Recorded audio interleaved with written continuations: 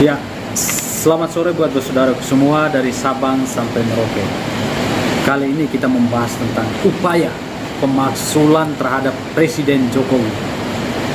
Ya, kenapa saya bilang upaya?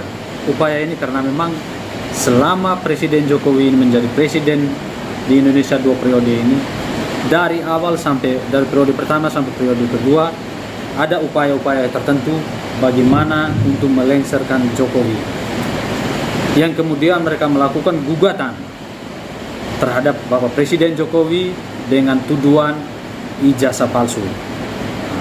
Seperti kita ketahui, sejarah telah mencatat ada 3 presiden yang diberhentikan secara paksa.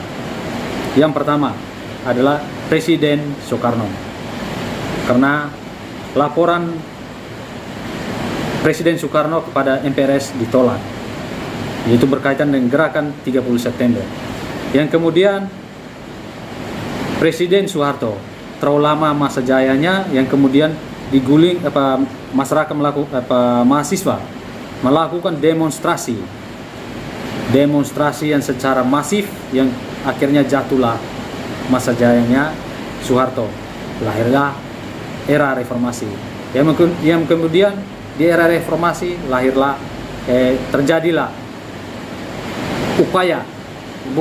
tapi pemberhentian presiden terhadap presiden kita, yaitu Gus Dur. Nah, ini ada sejarah yang panjang bagaimana politik di Indonesia, situasi politik di Indonesia yang menurut saya itu adalah catatan sejarah kelam, yang kemudian kita tidak heran pada hari ini bagaimana dengan presiden kita Jokowi yang diganggu dari berbagai aspek, yang pada akhirnya ya mungkin saya boleh katakan ini adalah puncak upaya bagaimana untuk melemahkan legitimasi seorang Presiden Jokowi, yaitu dengan gugatan ijazah palsu di Pengadilan Negeri Jakarta Pusat. Ya, itu terus terang sebagai masyarakat Indonesia yang baik, sejak dari awal saya katakan saya sebagai pendukung Jokowi. Kenapa? Secara konstitusi Presiden Jokowi adalah presiden kita.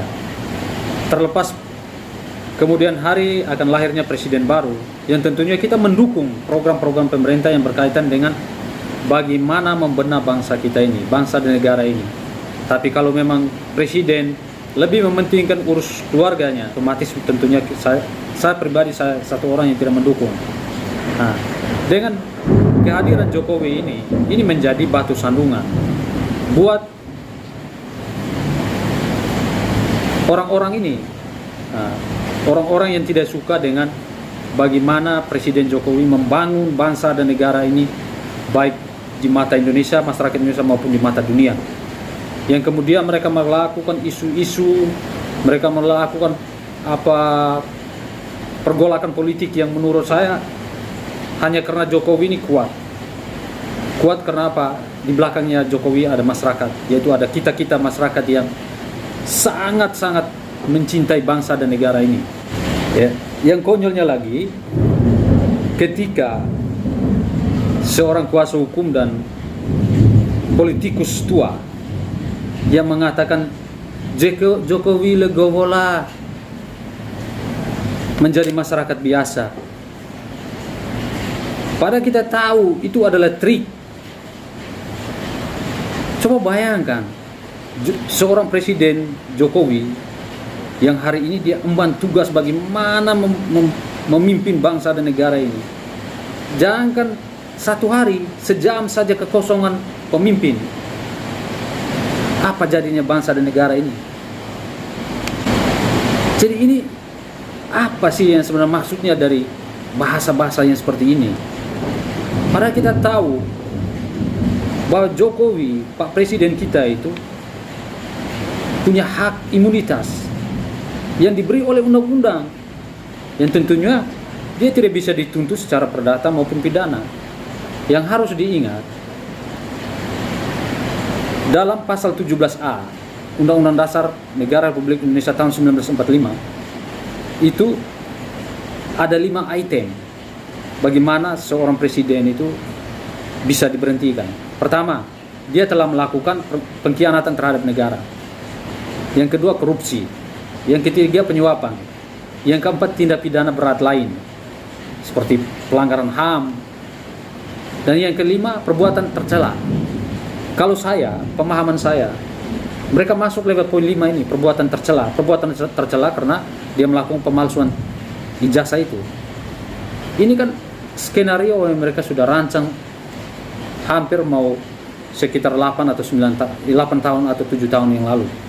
Bagaimana Jokowi harus lengser. Ada asas dalam pembuktian yang mengatakan begini, burden of proof, burden of producing evidence. Nah, jadi beban pembuktian itu hakim bisa menentukan beban pembuktian itu ada pada penggugat, yang kemudian dalam pasal 163 HIR itu dia menyatakan secara jelas, barang siapa yang mengatakan ia mempunyai hak atau ia menyebutkan suatu perbuatan untuk menguatkan haknya itu atau untuk membantah hak orang lain, maka orang itu harus membuktikan adanya hak itu atau adanya kejadian itu. Kemudian dalam ketentuan pasal 1865 Kitab Undang-Undang Perdata, dia menegaskan lagi, setiap orang yang mengaku mempunyai suatu hak atau menunjuk suatu peristiwa untuk meneguhkan haknya itu atau untuk membantah suatu hak orang lain, wajib membuktikan adanya hak itu atau kejadian yang dikemukakan itu.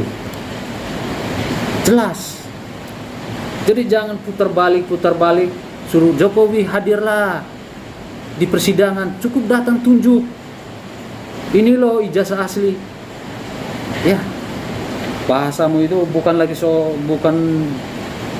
sebagai seorang yang pakar hukum, tapi itu bahasa anak-anak menurut saya.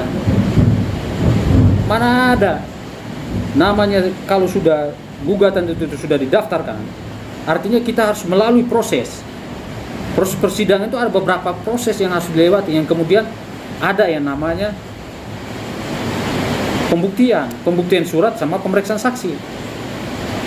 Jangan Anda tiba-tiba suruh datang, cukup datang bawa itu. Kan Anda sudah melakukan tuduhan itu lewat gugatan. Artinya ya silakan ikuti saja proses yang sudah baku yang sudah diatur oleh KUHAP. Nah, jangan kita memutarbalikkan itu, meyakinkan publik. Nah, supaya apa yang Anda tuduhkan dan sekarang sedang digugat itu benar. Itu menurut saya tidak fair. Nah, untuk itu buat saudaraku semua, jangan terprovokasi dengan kelompok-kelompok ini. Karena kelompok-kelompok ini adalah kelompok upaya bagaimana mereka menginginkan negara ini hancur. Untuk itu tetap dukung channel kami, dan saya akan memberikan informasi-informasi terupdate buat saudara semua.